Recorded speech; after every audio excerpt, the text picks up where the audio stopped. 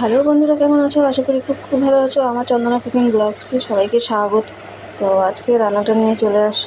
এই দেখো, মাছ বেঁচে গিয়েছিলো, সেই ফ্রিজে রাখা ছিল। এই বেঁচে যাওয়া মাছগুলো দিয়ে আজকে সবজি দিয়ে করবো।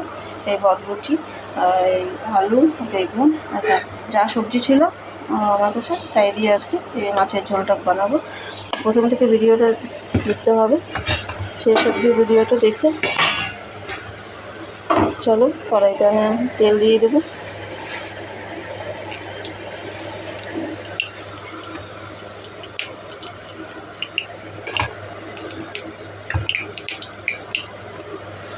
হ্যালো বন্ধুরা, দেখো তেল গরম হয়ে গেছে। এখন আমি আলুটা ভেজে নেব।